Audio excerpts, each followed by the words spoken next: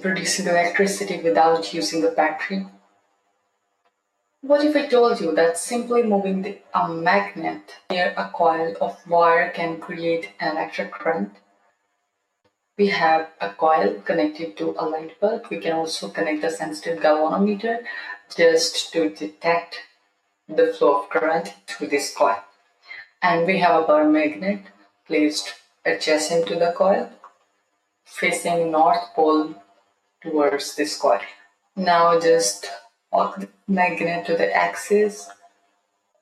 Imagine if the magnet is stationary and light bulb is off, so there is no current in this coil, and we have not connected any battery, so there is no source of electric current, right? So when the magnet and the coil both are stationary, there is no current. But what happens when I start moving the magnet towards the coil or away from it? A current is induced. When I move the magnet toward the coil, what happens? Current is induced, EMF is induced in the coil. Why? But when I stop the magnet again, the current becomes zero again. When this magnet is placed right here, it has its magnetic field and magnetic field lines passing through the coil, but the field lines passing through the coil are constant now. They are not changing. So when we move the magnet away from the coil or toward the coil, magnetic lines passing through the coil changes, and this change leads to the induction of EMF in this coil. So what can we conclude? Is it the magnet itself that produces electricity? Obviously no. It's the change in magnetic field or magnetic flux more precisely. What is magnetic flux? Magnetic flux in simple words are the magnetic field lines passing through a specific area, and it's represented by phi given by B dot A. B is magnetic field strength and A is area of the coil, and it's a dot product which gives B A cos theta, and theta is the angle between magnetic field and area of the coil. So this is magnetic flux, and whenever there is a change in magnetic flux through a conductor, an EMF or current is induced in that conductor. Now we can define electromagnetic induction. What is electromagnetic induction? Electromagnetic induction is the production of an induced current or EMF whenever the magnetic flux linked with the conductor changes. Electromagnetic induction is the working principle behind generators, transformers, microphones, induction cookers, and even the charging system of your car. By the end of this lesson, you will be able to understand Faraday's law, Lenz law, real-life applications, and a few assessment questions. Know how EMF is induced in a circuit. We can simply connect galvanometer to a coil and a bar magnet. When the magnet is stationary, galvanometer shows zero deflection, which means no current in the coil. But when we start moving the magnet toward the coil, what happens? Galvanometer data shows deflection. When we move the magnet away from the coil, galvanometer shows deflection but in opposite direction, which means current is induced in both cases, whether we move magnet toward the coil or we pull it away from it, but the direction of current would be opposite in both cases. Now let's understand Faraday's law. According to Faraday's law, the induced EMF is directly proportional to the rate of change of magnetic flux linked with that coil, and it is given by E equals to minus M delta phi over delta T.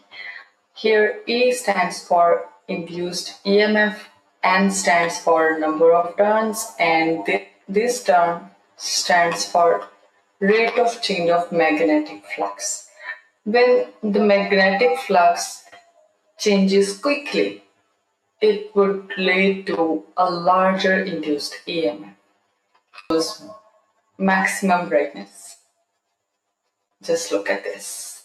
When we move the magnet quickly, whether toward the coil or we pull it away from the coil, EMF is induced in greater magnitude, right?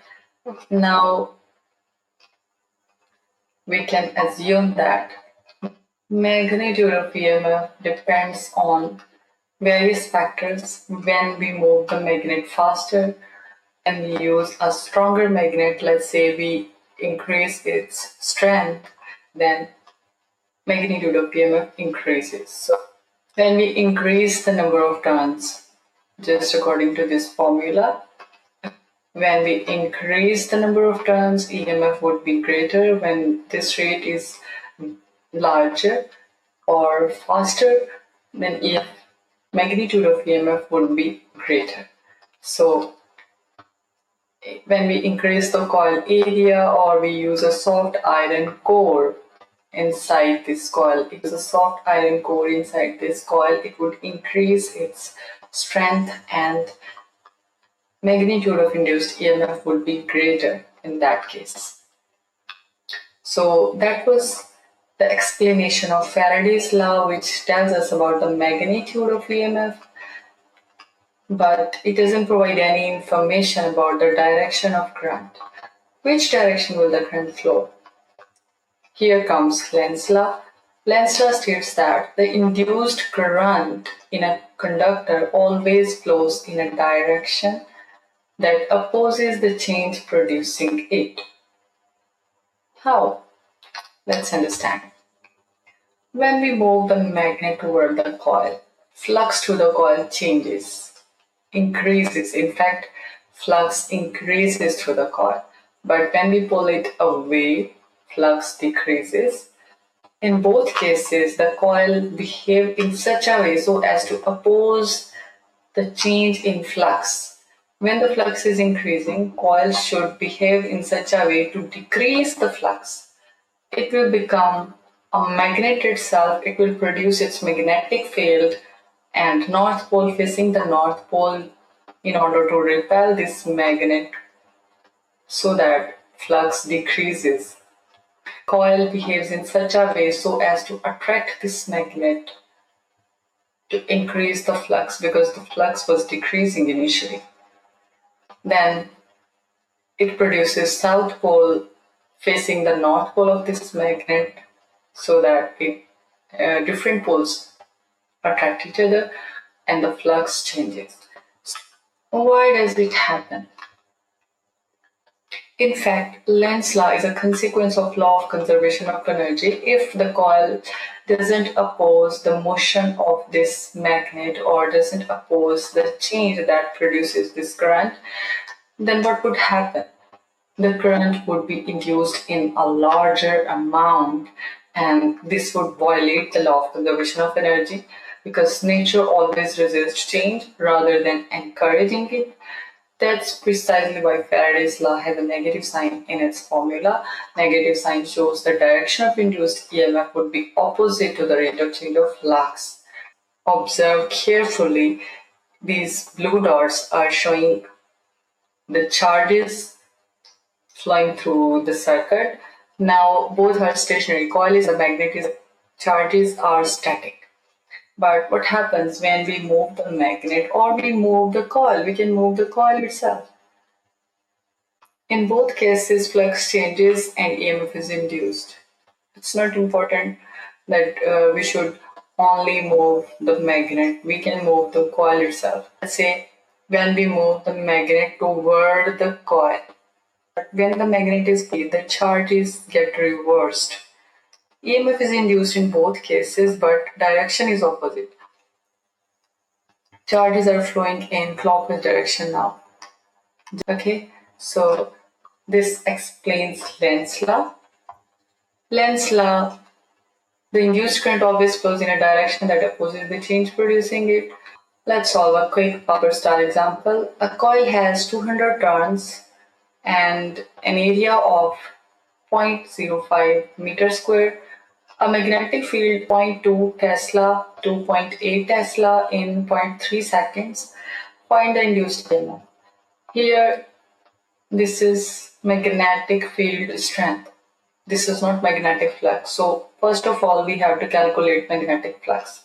We can find the magnetic flux by using this formula. Flux equals to B dot A.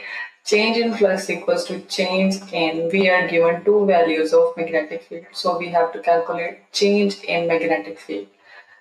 Change in flux equals to change in magnetic field multiplied by area. So we have put values of 0.8 and 0.2. Then we got 0.03 Weber.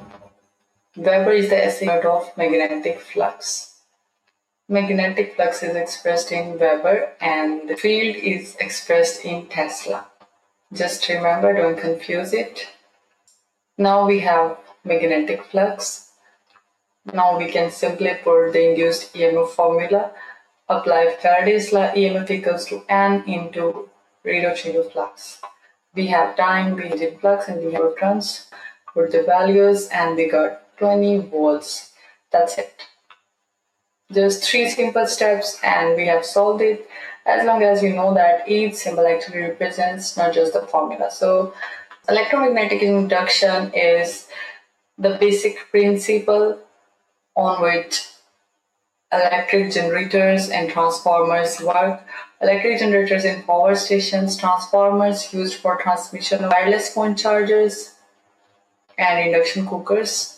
Remember, every time electricity is generated on a large scale, electromagnetic induction is involved, just like that. This is a generator. When we turn on, this turbine is moving and magnetic flux is changing through the coil and electric current is produced in this coil. That's how electricity is generated without using a battery in power stations. I hope it's clear. Now let's summarize. These are the key terms. A changing magnetic flux induces an EMF. A magnetic field itself does not produce current, but a changing magnetic flux induces an EMF. If there is no change in flux, there would be no induced EMF. Faster change in flux produces a larger EMF. Generators work using electromagnetic induction as a principle. A few questions for you to assess your understanding.